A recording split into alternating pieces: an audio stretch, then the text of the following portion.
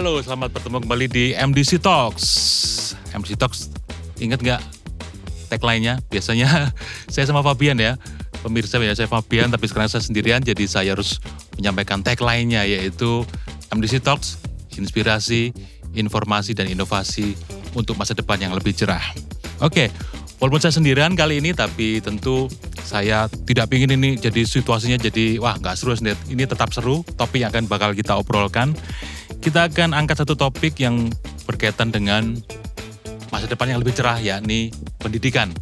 Kita tahu pendidikan kaitannya sangat erat dengan masa depan suatu bangsa, di mana kalau pendidikan di satu negara itu oke, maju, dipastikan anak-anak mereka, generasi muda mereka masa depan akan mampu meneruskan pembangunan, mampu meneruskan masa depan bangsa itu dengan lebih baik lagi dan bakal lebih maju daripada hari ini. Dan dunia pendidikan tentu banyak berubah, pemirsa ya, sejak zaman pandemik banyak mulai perubahan. Zaman saya sekolah dulu pasti berubah dari zaman sekarang, apalagi nanti. Saya percaya masa depan pendidikan di masa depan nanti kayaknya nggak seperti ini, pasti bakal banyak berubah. Nah, seperti apa pendidikan di masa depan itu modelnya? Seperti apa seperti yang kita lihat di luar negeri sekarang atau yang lain? Nah, kita akan banyak berbincang-bincang dengan seorang yang saya pikir orang yang tepat untuk membicarakan hal ini. Kita akan bertemu dan berkenalan dengan Pak Sinung Haryanto. Nanti kita akan bicara lebih banyak ya. Dan inilah MDC Talks, The Future of Education. Ya, selamat datang Pak Sinung. Ya, ini Pak Sinung Haryanto. Saya bacakan dulu ya profilnya, saya takut salah soalnya, jadi harus saya baca. Dr. Sinung Haryanto, STHMA, beliau adalah Direktur Akademik Yayasan Cahaya Harapan Bangsa yang menaungi PAUD Penikasi, SD, SMP, dan SMA Masa Depan Cerah. Dan beliau juga Master Trainer Nasional Sertifikasi Kepala Sekolah di bawah lembaga LP3KS Solo, Pak ya, 2015-2020. Sekali lagi selamat datang Pak Sinung. Terima kasih bisa Pak Lukas. bersama dengan Pak Sinung hari ini. Nah, seperti tadi pengantar saya Pak Sinung ya, tentang pendidikan, dunia pendidikan tentu berubah ya. Saat saya nggak tahu saya Pak Sinung seangkatan nggak ya? Zaman kita sekolah dulu ya, mungkin kurikulumnya nggak banyak berubah. Bertahun-tahun sama, enak, stabil. Buku dari kakak kelas bisa turun ke kita, turun ke adik-adik. Jadi oke, jadi enak. Tapi tentu zaman berubah Pak Sinung ya. Dan zaman sekarang pun banyak perubahan. Dengan teknologi informasi, dengan pandemik yang barusan berapa tahun yang lalu. Betul sekali. Ini menurut Pak Sinung seperti apa? Pendidikan tentu juga nggak mungkin kan stuck, pasti ada penyesuaian seperti itu Pak ya. Ya, terima kasih Pak Lukas. Jadi kalau kita bicara gerak pendidikan gitu ya, memang di akhir-akhir ini kita melihat ada banyak faktor sebetulnya yang mempengaruhi perubahan dalam dunia pendidikan. Kalau kita boleh menyebutkan, paling tidak ada dua hal yang sangat mempengaruhi pendidikan sampai hari ini ya. Yang pertama tentu sentuhan teknologi. Sentuhan teknologi, oke. Ya, itu sangat mempengaruhi dunia pendidikan, tetapi anehnya atau lucunya itu adalah justru biasanya pendidikan itu terakhir merespon, itu yang sangat disayangkan sebetulnya. Kalau industri kan dengan cepat ya. Industri lebih cepat, teknologi menyerap, terakhir betul, malah terakhir gitu ya. Itu yang tapi itu sangat berpengaruh di pendidikan. Dan memang sekarang ini pemerintah Indonesia juga sedang mengupayakan untuk dengan secepatnya, khususnya kalau kita melihat apa yang dikerjakan oleh menteri yang terdahulu ya, sebelum menteri yang baru ini. Dan kedua yang juga sangat mempengaruhi pendidikan adalah COVID. Ya, pandemi itu sangat mempengaruhi. Efeknya bahkan sampai hari ini Pak ya, masih dirasakan. Betul. Iya, bahkan sampai kan ada istilah losing generation gitu ya, karena betul. ada dua kalau tidak tiga angkatan yang harus belajar dari rumah gitu ya, dan itu sangat memberikan dampak, khususnya kompetensi-kompetensi yang diharapkan itu beberapa itu tidak atau belum tercapai gitu. Iya. Jadi dua hal itu Pak mungkin yang menurut saya sangat mempengaruhi dunia pendidikan. Dari kedepannya juga pasti akan bertolak dari titik itu gitu ya, dari teknologi dan juga dari kondisi pandemi itu. Betul. Oke Pak, nah dari 2 titik itu dan kita berangkat untuk mencoba melongok ya, gimana sih the future of education, gimana sih masa depan pendidikan itu baik Mhm, nasional pun global ya. mhm. Kira-kira gambarannya bakal seperti apa Pak? Sekolahnya, apakah sekolahnya nanti bakal bakal tetap seperti ini atau online banyak proyek atau seperti apa gambarannya coba? Ya, mungkin yang pertama yang saya ingin sampaikan Mhm, adalah tentang kesadaran orang tua. oke. Ya, karena orang tua zaman sekarang ini dibandingkan dengan orang tua zaman saya dulu sekolah atau mungkin Mhm. bahkan pada waktu Pak Lukas sekolah, itu mereka betul-betul memasrahkan pendidikan ke Iya sekolah. betul, Ya. Nah, tetapi pada era sekarang ini ya dengan derasnya arus informasi mhm, dan juga apa ya, keseriusan sekolah untuk melibatkan orang tua di dalam pendidikan anak-anak mereka, ini membuat orang tua ini sekarang ini punya sikap yang berbeda. oke. Mereka lebih peduli kepada Oh, mereka paling tidak mereka mengikuti iya apa iya, yang anaknya sedang terjadi di anaknya, mhm, pendidikan anaknya baik di sekolah maupun di rumah gitu ya. mhm. Khususnya pada waktu pandemi itu kan, mau ndak mau Betul, mau mereka nggak harus mau di rumah ya kan? betul. Jadi Iya, mereka adalah hari ini mereka adalah orang-orang tua yang saya berikan quote and quote, mereka melihat kok bagus ya Pak, kemajuan dan itu hal anak-anak. yang sangat baik, Positif sangat justru, positif. di satu sisi positif gitu ya. Walaupun ada apa, jokes atau beberapa guyonan di konten-konten bahwa mamanya dulu kan nggak terlalu repot kan ya, Ya, sekarang ya. jadi ngerjain PR mama yang jadi tapi hal Khususnya yang baik ya puji ya, Tuhan. tapi dulu itu yang di pandemi itu di level yang elementary ya, yang Heeh, kelas-kelas kecil lah. betul. Orang tuanya Harus harus lebih struggling, ini, betul. iya harus wah selamat. Ya, tapi kalau di level yang SMP, menengah dan SMA Mereka begitu, sudah mulai ini kan. pokoknya mereka dapat informasi dari Oke, gurunya, sudah mereka cukup. oke gitu ya. Dan itu yang nah, ini kesadaran orang tua yang semacam ini saya pikir di satu sisi baik gitu ya. Baik baik. Karena mereka menjadi peduli dengan apa Mhm, yang dikerjakan oleh sekolah maupun apa yang terjadi di dalam kehidupan anak-anak mereka. mhm. Walaupun saya melihat ya belum semuanya sih seperti itu, Mmm, belum semuanya. Jadi ada beberapa orang tua yang ketika kembali atau pulih dari masa pandemi, mereka kembali menyerahkan ya. semuanya ke sekolah. Seperti Oke, sebelumnya iya, gitu ya. sekarang papa kembali bisnis papa ini mulai papa atur lagi. Pak Iya. ini gimana Pak, mem atau mister? Ya, ya, jadi Iya iya, ada kelompok orang tua tetap yang seperti itu ya, oke. mengembalikan. Tapi ada tetap sebagian besar justru orang tua yang lebih peduli dan memperhatikan gitu ya. Mhm, Sehingga kemungkinan-kemungkinan untuk mereka memberikan pet kepada pendidikan anak-anaknya jadi cukup beragam, Pak. oke. Jadi mereka sekarang terbuka misalnya dengan homeschooling. Oke, iya Nah betul betul gitu. betul. Terbuka dengan belajar sendiri. Kan ada beberapa anak, saya masih ingat tuh ada seorang anak yang karena melihat ya saya apakah itu sebuah kenyataan atau tidak, kecurangan-kecurangan di dalam UNAS pada waktu itu. Oh, Kemudian mereka dia memutuskan untuk belajar sendiri, iya mandiri. iya saya tahu saya tahu. Ya, saya lupa nama Dia anaknya. di luar negeri akhirnya Pak Ya, ya? akhirnya dia justru bisa menempuh pendidikan di uni di luar Di negeri dan sukses dan sukses, gitu, iya dan iya iya. sukses. Dan mendirikan Seperti apa seperti namanya, semacam lembaga gitu ya? lembaga pendidikan, betul. Iya iya saya pernah Untuk baca itu untuk Pak. memfasilitasi Heeh mungkin heeh. mereka yang tidak beruntung begitu ya, Iya luar biasa dan ini anak ini. akhirnya nah itu kan membuka Heeh, jalur. bahwa ternyata bisa ya mandiri ya gitu. Betul, Atau betul. ada opsi lain misalnya homeschooling gitu ya? Ya, homeschooling. Oke, yang kemarin-kemarin nggak pernah terpikirkan. Nggak pernah terpikirkan atau mungkin mereka merasa begini, homeschooling itu bagi anak yang kondisi tertentu misalnya. Nah, itu kan ya walaupun memang misalnya seperti kalau dulu sih seingat saya misalnya ada seorang yang bekerja dari negara lain gitu ya. Mhm Orang tua bekerja mungkin mungkin sebagai diplomat atau apa gitu mhm, dan ekspat ya? mereka betul mereka ngikutin pendidikan dari negara asalnya Oke. dengan cara mengirimkan materi. Nah, jadi Mmm, mereka tidak sekolah di mana orang tuanya bekerja, tapi tetap mengikuti pendidikan di negara asalnya. mhm, Jadi mereka memakai sistem homeschooling misalnya. homeschooling. Dan waktu itu di orang melihat ya kondisi-kondisi khusus seperti itu yang mereka mau homeschooling. Tapi hari ini cukup Mhm, terbuka kesempatan betul karena betul. ada banyak lembaga.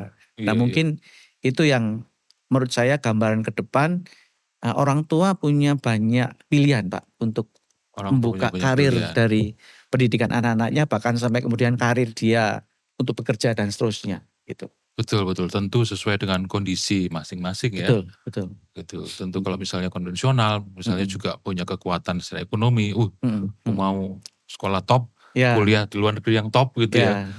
Tapi Itu ada kalau jalurnya sekarang. jalurnya ada juga sendiri, jadi Iya, makin banyak opsi ke depan. iya. Nah, itu secara umum Pak. Tapi yang saya ingin tanyakan adalah Mm-mm. kira-kira seperti apa ya Pak yang di masa depan? Apakah akan syarat dengan penggunaan teknologi? Apakah Ya, akan sangat berbeda dengan sekarang? Apakah juga sekolah konvensional yang saat ini banyak kita itu masih relevan atau seperti ya, gimana Pak? ya. Jadi tadi saya sampaikan juga bahwa teknologi ini menjadi semacam booster ya bagi pendidikan ya.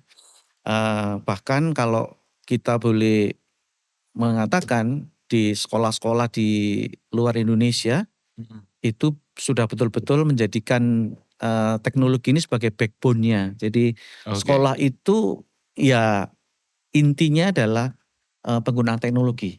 Gitu ya. Kalau kita melihat misalnya di beberapa negara maju pendidikan mereka sudah sangat mengandalkan teknologi gitu ya. Sehingga eh, semua keunggulan siswa atau kekurangan siswa itu bisa diatasi semuanya. Kalau zaman saya sekolah dulu kan misalnya nih anak yang kurang begitu selalu remedial gitu kan. Anak yang lebih cepat menguasai ya mungkin dijadikan asisten gurunya dan seterusnya. Ya sekarang ini masih berlangsung tetapi bagaimana sebenarnya sekolah mengatasi itu kan begitu. Jadi teknologi ini luar biasa. Bisa mengakomodasi semua keberadaan siswa sebetulnya dengan teknologi. Dengan LMS misalnya, Learning Management System. Learning Management System. Nah itu sangat-sangat menguntungkan bagi siswa karena guru itu bisa memanage kondisi siswa dalam kelasnya itu dengan keunikan mereka masing-masing. Oke. Yang belajar cepat bisa belajar cepat, yang kelas reguler gitu ya itu juga bisa belajar secara reguler. Tapi anak yang mungkin dikategorikan pace-nya lambat dalam belajar itu juga bisa diwadahi dengan itu gitu. Nah mungkin teknologi ini jadi seperti itu. Betul. Pak Lukas. Jadi memang akan sangat membantu Pak ya teknologi. Ya kita lihat tentu dibandingkan dengan zaman kita sekolah sangat berbeda Pak ya. Iya sangat berbeda. Guru tentu punya banyak beban untuk mengajar tanpa bantuan komunikasi seperti sekarang kan lebih enak. Tugas apa udah Ibu kirim via grup ya. Kerjakan Dan di mungkin lebih bahaya gini Google Pak Sheet Lukas. ya. Yang lebih bahaya kan dulu itu anak yang pace lambat itu dianggap bodoh. Itu yang sekarang ini jadi. Iya betul belum tentu Pak ya. Belum tentu. Iya kasih juga Pak. Ya, dengan teknologi itu menjadi terwadahi Pak. Terwadahi gitu. Ya kan ini kita bicara masalah akademik Pak ya. Tentu kan kita tahu bahwa tidak semua anak itu bisa jago di semua field, di semua bidang. Mungkin dia eksakta kurang bagus tapi jago di musik misalnya. Itu. Atau jago di art. Jadi saya pikir itu masalah lagi ya kan. Kita juga tahu. Nah kembali ke ini Pak, ke masalah. Saya selalu arahkan ke masa depan pendidikan baik di nasional maupun global.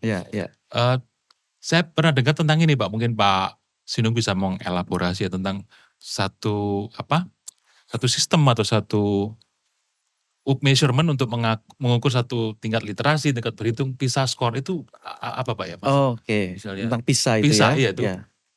Jadi sebetulnya PISA ini sangat akurat ya untuk menentukan kemampuan literasi dan numerasi sekolah atau siswa di sebuah bangsa. Negara maksudnya Pak? Negara, betul maaf, negara. Jadi misalnya di Indonesia itu diukur dengan satu standar atau measurement yang betul-betul dan ini sudah sepakati secara nasional Pak ya, maksudnya ini standar bahwa PISA score bisa dipercaya dan dipakai Pak ya? Iya. Oke. Ya saya pasti bisa memastikan negara-negara maju pasti tinggi skornya. Iya, skornya tinggi. Singapura mungkin ya, China gitu. Betul. Karena PISA ini hanya mengukur dua hal saja Pak. Jadi numerasi dan literasinya. gitu ya. Numerasi dan literasi, Jadi oke. kalau numerasi itu bicara matematik and science gitu ya. Kalau Ya. literasi bicara bagaimana mereka diukur kemampuan dalam menulis, mendengarkan Mm-mm. gitu. Kemudian berbicara gitu. Jadi betul-betul literasi begitu. Nah, PISA itu memang standarnya negara semua itu bisa diukur dari situ. Nah, kalau saya boleh sampaikan ini ada data nih Pak Lukas Oh boleh ya. Pak, kita bicara Di data saya senang. PISA 2022, 2022, cukup ya, baru Pak ya? ya ini mungkin rilis terbaru ya. Mungkin ada yang terbaru tapi saya kok belum dapat Tidak apa-apa, yang 2022 terbaru sudah ya. cukup oke. Nah, Indonesia ini ada di urutan 66 dari 81 Wah, peserta. jadi 81 negara, Iya, peserta lah ya. iya, iya. Kita di Ya, 66. 66 ya. Kalau Oke, nilainya ya Pak, nilainya. nilai numerasi dan literasinya Heeh. itu di tahun 2018 itu literasinya tuh di angka 371 dari Oke. target 396. Heeh. Kalau dikatakan negara itu negara yang literasinya cukup mampu Heeh. itu 396. Nah, kita ada di 371. 371. 71, oke. Numerasinya dari 388 yang standar targetnya itu Kita kita di 379. Itu. Jadi itu yang kemudian di science itu science. dari 402 targetnya itu 396. Itu 2018. Nah, kemudian di tahun berikutnya di 2022 itu ini saya nggak tahu kenapa mengalami penurunan justru. Dari 396 literasinya 359. Cukup jauh. Kemudian dari 388 numerasi itu 366 Pak. Oke. Kemudian sainsnya dari 402 kita di angka 359. Turunnya cukup banyak poinnya Pak. Ya cukup banyak. Apa pengaruh pandemi Pak? Ini kalau kita lihat salah satu faktornya seperti itu. Karena kan memang PISA ini caranya itu dengan acak Pak. Jadi nggak dipilih yang pinter-pinter enggak. Jadi mereka juga punya metode yang sangat-sangat dipercaya ya untuk mengambil data. Gitu. Jadi akurat sih menurut saya. Nah ini ya inilah Indonesia. Indonesia. Iya, kita harus terus bekerja keras ini Pak Lukas. Iya betul, itu PR Pak ya. Soalnya kita lihat ini kan data PISA score. Kalau kita lihat dalam kenyataan beberapa konten-konten yang sebutkan negara di Eropa, wah Garut, lu. Garut bukan negara. Garut, aduh, terus apa gitu, sebutkan satu kota ini di provinsi mana mereka kebingungan. Iya. Juga ini juga mencerminkan ya saya pikir. Seorang konten kreator mencoba membuat ini, barusan saya lihat ya, jadi seorang YouTuber ya, dia seorang saya pikir cukup baik ya. Gak usah sebutkan gak usah. Jadi dia mencoba untuk menanyai sejumlah anak SMP di Jakarta Pak. Di Jakarta ya, ibu kota ya. Bukan di daerah, bukan di Majene, bukan di Palu, bukan di Biak, bukan. Dia kasih 2 pertanyaan, sebutkan teorema Pythagoras. Yang pertama. Yang kedua, sebutkan kebutuhan primer manusia. Dan di antara saya lupa 18 siswa SMP yang bisa menjawab hanya 3 atau ini kan pertanyaan yang harusnya kalau SMP kan bisa sangat Pak. umum ya. Sangat umum, teorema Pythagoras kita tahu, mencari luas segitiga dan juga kebutuhan primer manusia kita tahu kan sandang pangan papan. Itu mereka nggak mampu menjawab. Ini kan sebenarnya alert ya, alarm yang sudah cukup memprihatinkan. Iya. Ya, saya pikir ini bisa jadi episode sendiri Pak. Nanti ya kita akan ngomong. Tapi ini saya mesti kembali ke tentang masa depan pendidikan ya. Nah, PISA ini yang ini siapa Pak? Yang inisiasi atau yang ada organisasi atau apa? Penyelenggara ya. Itu dari satu lembaga namanya OECD Pak. OECD? Ya OECD. Jadi OECD ini sebenarnya di awal mereka melakukan riset tentang ekonomi sebuah negara sebetulnya di awalnya. Tapi karena apa yang mereka sajikan atau data yang mereka dapatkan itu begitu akurat dan bisa memprediksi kondisi ke depan, maka mereka membentuk satu departemen khusus untuk pendidikan, Pak. Nah, itu kalau saya boleh sebutkan pimpinannya ya, namanya Andreas Schleicher. Itu adalah orang yang menjadi pemimpin proyeknya lah istilahnya. Pimpronya gitu, dan salah satu produknya adalah PISA tadi, PISA score tadi. Ya, jadi kalau bahkan dari apa yang dilakukan oleh pizza departemen oleh OECD departemen pendidikan ini, mereka punya data yang mampu katakanlah memprediksi ya, membuka pemikiran kita itu 40 tahun ke depan, Pak. Oh, Yang dimulai dari 2001. Berarti data-data mereka ini akan tetap akurat sampai tahun 41. 2041. Iya, itu. Iya, iya, iya. Saya pikir kekuatannya dia di data itu Pak. Dia Data, kan betul. data dan akhirnya digunakan untuk development satu negara kan. Ya. Luar biasa. Memang nggak salah orang bilang zaman dulu kekuatan mungkin senjata ya. Ya, Kekuatan sekarang adalah data. data, Siapa yang ya. punya data, dia yang punya Jadi, kekuatan. ya, betul. Ya, Oke. ya. Nah, kalau di Indonesia sendiri atau di negara kita, OECD sampai sejauh mana Pak peranannya? Selain tentu bisa skor ya yang udah kita tahu tadi. Ya. Kalau saya boleh menyebutkan salah satu data yang saya ambil dari OECD tentang angka kemajuan ekonomi. Nah, ini saya ambil di yang 2023 misalnya, ini sebagai bukti akuratnya data OECD ya. Itu Indonesia ada di angka 4,7. Berarti kan betul ya, kalau kita dengar Pak Jokowi sampaikan di beberapa kali kesempatan dia, laju pertumbuhan ekonomi Indonesia 4,7 sekian. Dan di tahun yang sama itu Rusia itu ada di angka minus 5,6%. Nah, kita tahu kenapa kok mereka seperti itu, karena sedang perang ya, mereka perang. Jadi kalau lihat dari data ini aja sudah sangat meyakinkan begitu. Sehingga kalau mereka mengeluarkan atau merilis bisa skor, menurut saya itu juga skor yang sangat-sangat akurat ya. Oke. Ya saya pikir dengan data ini, dengan juga kita mengerti kondisi, saya pikir saya berharap, saya berdoa agar stakeholder sekarang, bahwa pemerintah sekarang terutama dari Kementerian Pendidikan ya. Sekarang nomenklaturnya apa Pak? Saya dirubah ya Pak ya? Kementeriannya ya? Iya, ini kan nggak tahu. Orang bilang itu kabinet gemuk kan. Dulu kan pernah tuh Pak dibagi dua. Jadi Menristek Dikti sama dasar dan menengah. Di zamannya Pak Nadiem digabung. Jadi satu menteri. Sekarang dipecah lagi Pak. Jadi nomenklaturnya sudah ada dua Pak. Jadi di bawah Mendikbud itu ada dua. Jadi ada yang dasar dan menengah, kemudian Ristek Dikti. Ya. Itu saya pikir baik Pak ini kalau ini. Ya, karena mungkin bisa lebih fokus ya. Saya pikir baik. Soalnya saya pikir katakanlah di Jawa Timur aja, setahu saya, kalau SD SMP kan yang menangani adalah kabupaten kota. Ya, kabupaten kota. Kalau SMA provinsi yang menangani. Dan saya pikir ini hal yang baik.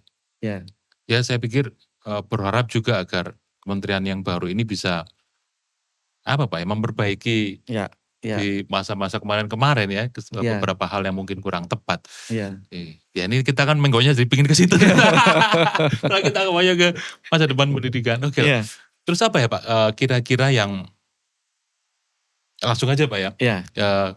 Pak Sindung sebagai seorang praktisi pendidikan dan juga bekerja di satu sekolah swasta, SD SMP PAUD ya, PAUD, SD SMP SMA, TK juga ya, PAUD, TK, TK di PAUD Pak. Oh iya, Pendidikan dan SD SMP SMA masa depan cerah.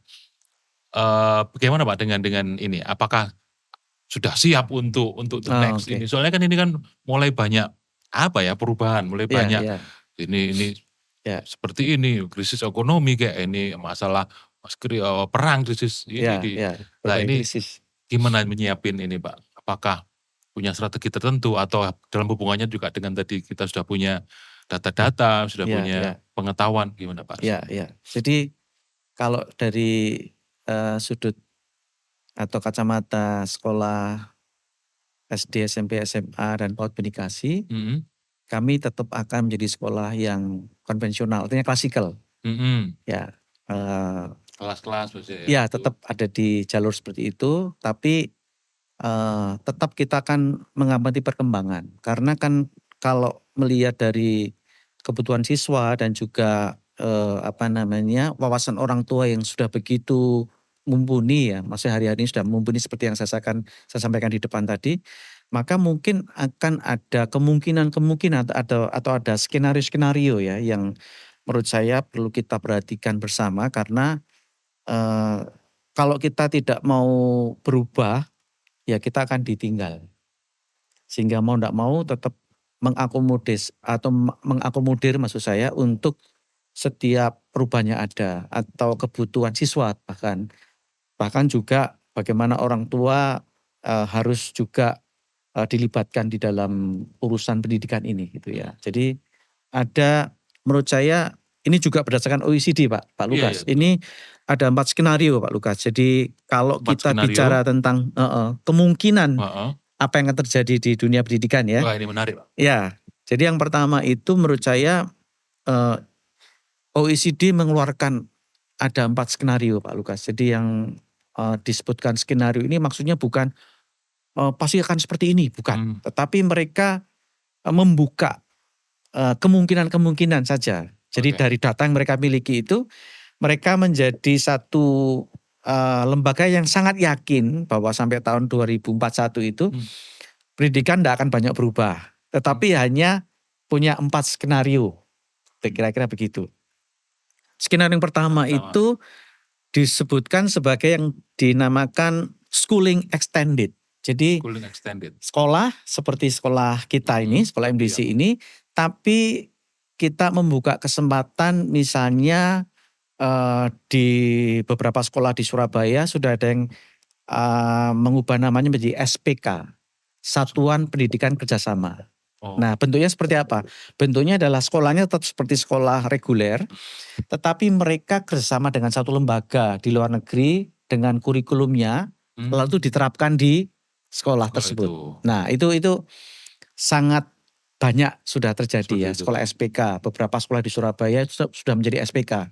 Dulunya belum SPK, tapi sekarang sudah menjadi SPK. Ya tentu dengan kurikulum yang sudah disesuaikan maksudnya. Disesuaikan, betul. Adjust sesuai dengan kondisi. Ya. Oke. Jadi sesuai dengan namanya di extend. Jadi dari kurikulum nasional dan lokal begitu mereka extend. Jadi ada tambahan lah kurikulum dari luar negeri biasanya. Oke. Ya. Kalau secara ini nggak apa-apa Pak ya kalau dari misalnya masalah izin atau apa dengan misalnya dinas terkait boleh nggak ini saya extend? Nggak ada masalah Pak ya? Nggak ada masalah karena kan pemerintah membuka jalur yang namanya SPK tadi. Oh memang ada ya? Satuan Pendidikan Kerjasama. Jadi ya sudah mereka tidak dikategorikan sebagai sekolah yang nasional begitu. Enggak. Jadi mereka sudah keluar dari itu karena dari itu ada yang ngurusi sendiri Pak Lukas. Jadi mereka tidak di bawah sekolah nasional yang dikelola pemerintah daerah, pemerintah provinsi dan juga pemerintah pusat begitu ya. Mereka keluar dari situ.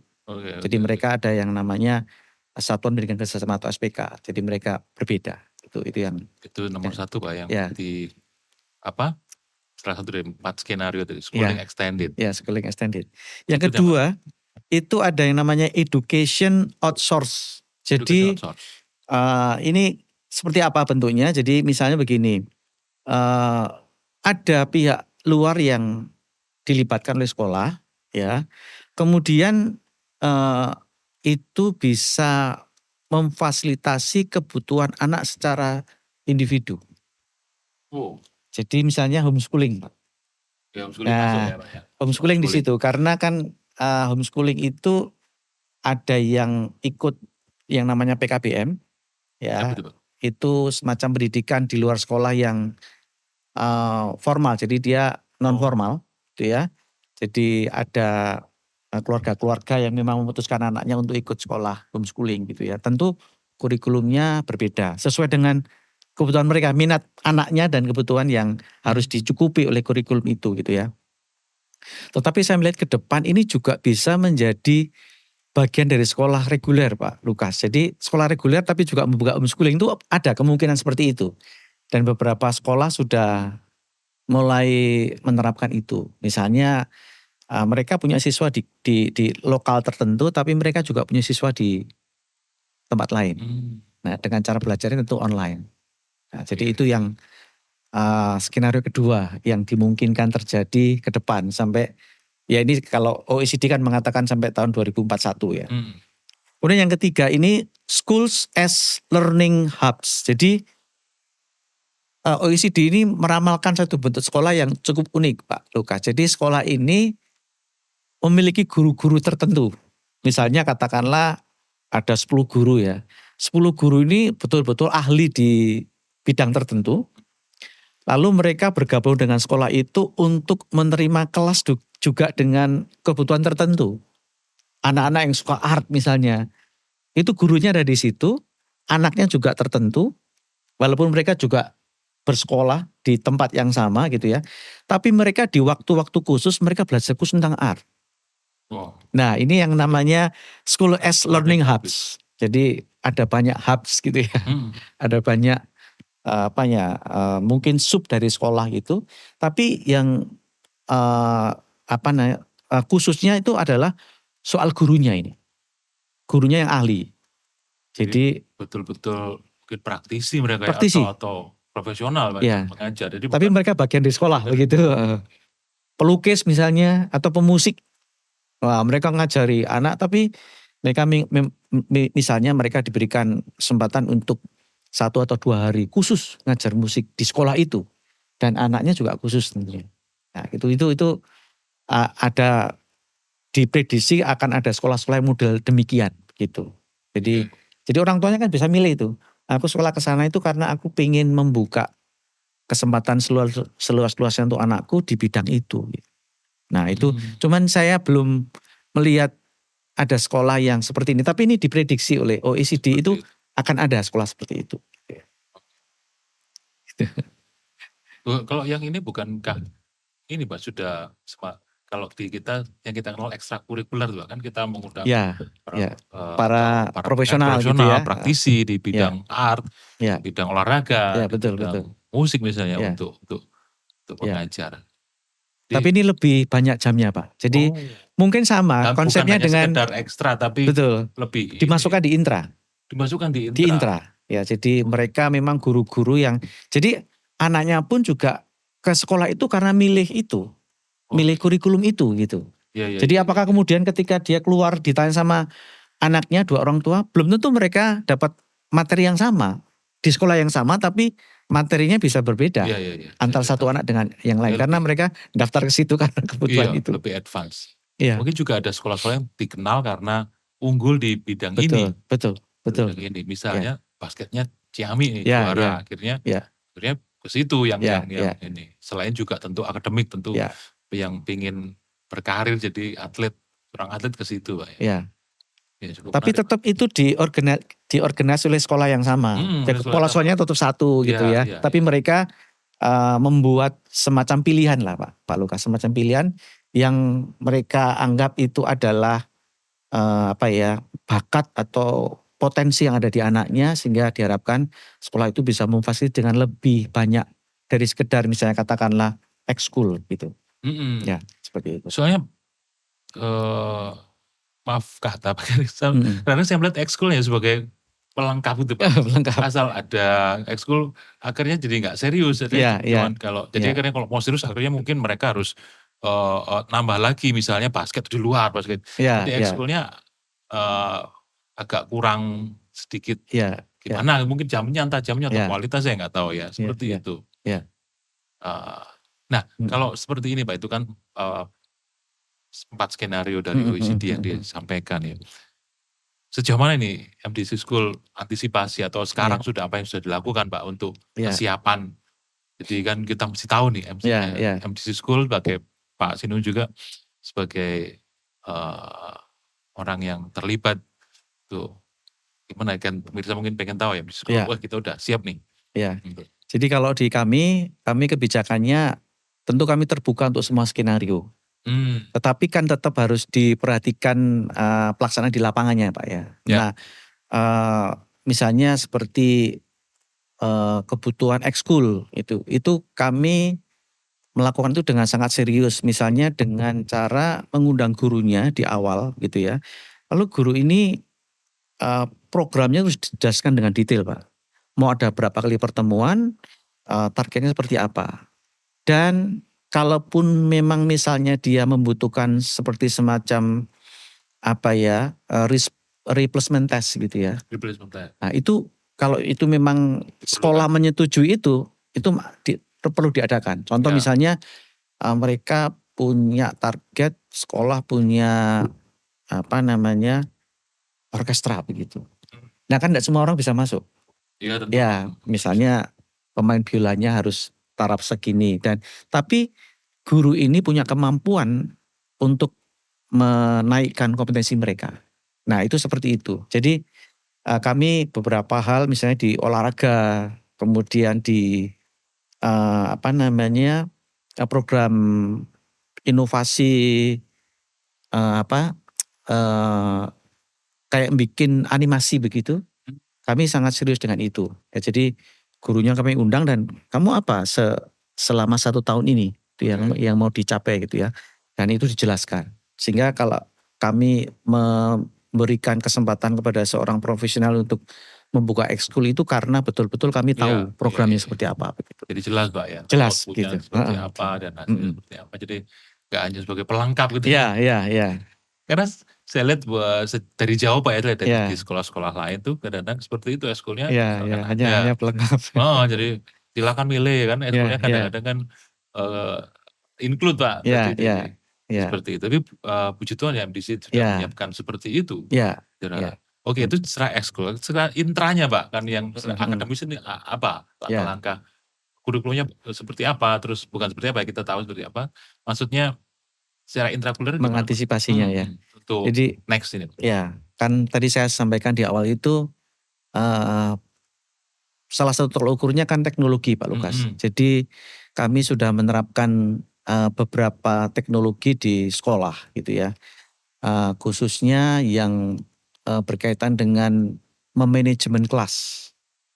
Kalau kita semua tentu pemirsa juga pernah mendengar istilah LMS itu ya, Learning Management System. Itu kami memakai itu dan itu sangat membantu guru-guru untuk punya data ya. Di mapel tertentu atau di materi tertentu, sekian anak itu menguasai. Sekian anak menguasai 2/3. Kemudian sekian anak itu baru menguasai 1/3 materi. Itu ketahuan semua Pak Lukas. Jadi dengan teknologi ini guru-guru bisa melakukan tindak lanjut. Contoh misalnya orang-orang yang atau para siswa yang menguasai semua materi, mereka akan diberikan tugas tambahan untuk berinovasi misalnya. Atau kalau mereka memilih untuk membantu teman-teman yang kurang juga diberikan kesempatan gitu ya. Nanti bagaimana dengan yang menguasai 1/3 dari keseluruhan materi?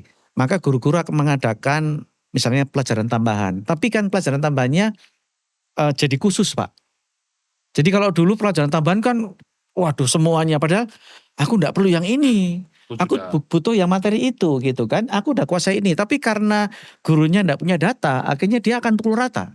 Nah dengan LMS ini seorang guru mampu dengan detail itu memberikan materi tambahan yang sesuai dengan kebutuhan siswa. Per siswa.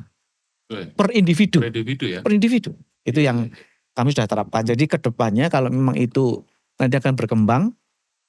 Misalnya kebutuhan seperti seorang anak yang karena ada kebutuhan tertentu maka dia harus pergi keluar kota 1 minggu begitu, dia tetap bisa belajar.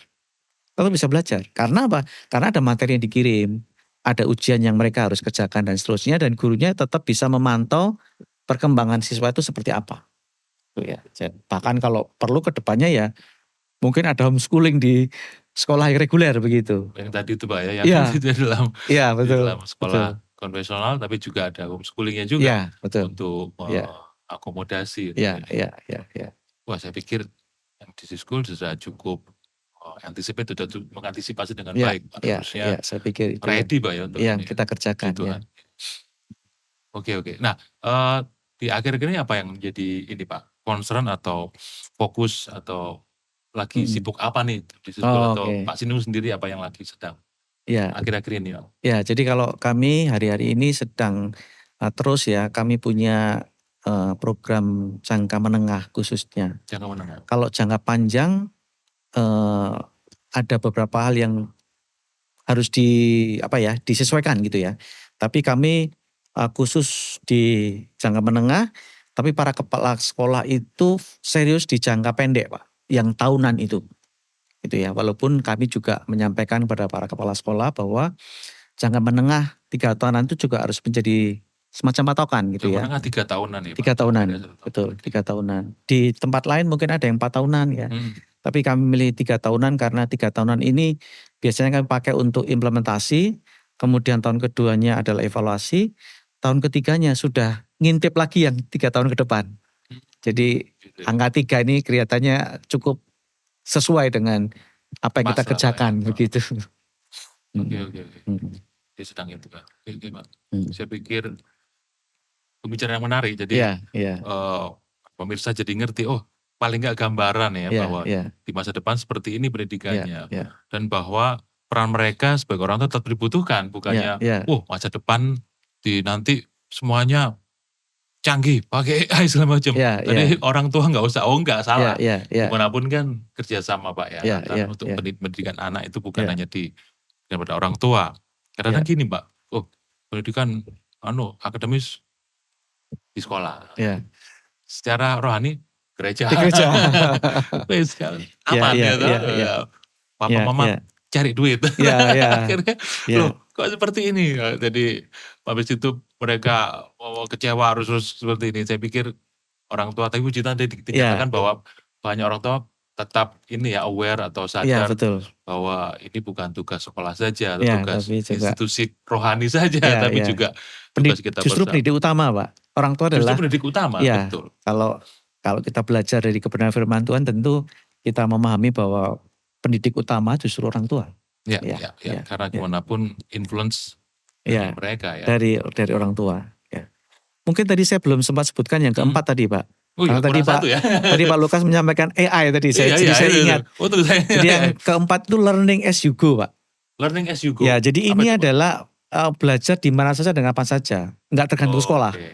Bahkan anak nggak sekolah pun mereka punya Mbah Google, gitu ya. Mereka punya AI, bisa belajar apa saja gitu ya. Dan itu yang membuat pilihannya menjadi lebih luas lagi, Beragam. Pak Lukas. Jadi yang mungkin seperti yang tadi kita sempat singgung, ada anak yang belajar sendiri tapi juga sukses tuh menempuh pendidikan di uni, bahkan di luar negeri begitu ya. Itu anak Indonesia itu ya. Iya, betul. Kemudian menolong teman-temannya dengan membuka satu lembaga pendidikan begitu. Nah, ini yang termasuk yang ini Pak, learning as you go. Learning as you go. Ya, itu 4 skenario atau 4 kondisi yang bisa terjadi untuk masa depan pendidikan. Pendidikan, betul. Ya.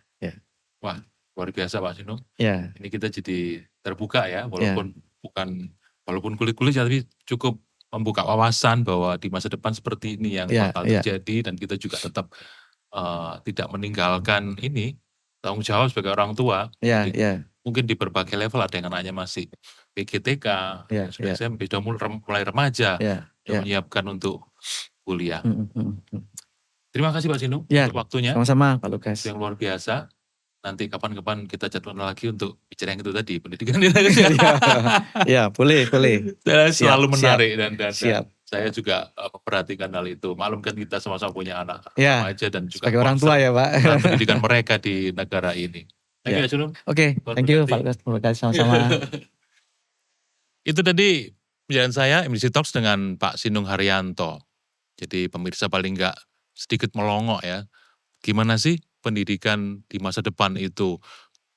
Jadi kita bisa tahu tadi dengan 4 skenario, dengan satu organisasi internasional namanya OECD, dengan berbagai data yang sudah dia ungkapkan. Saya pikir ini akan menjadi informasi luar biasa, jadi inspirasi, dan juga jadi kita menjadi berinovasi gimana sih untuk menyiapkan anak-anak kita. Sekian MDC Talks episode kali ini. Terus pantengin dan tunggu video-video dari MDC Talk. Kalau ada komen, kalau ada pertanyaan, kalau ada ide mau ngomongin apa, silakan ketik saja kolom komen. Tuhan memberkati kita semua. MDC Talk, inspirasi, informasi, dan inovasi untuk masa depan yang lebih cerah. God bless you.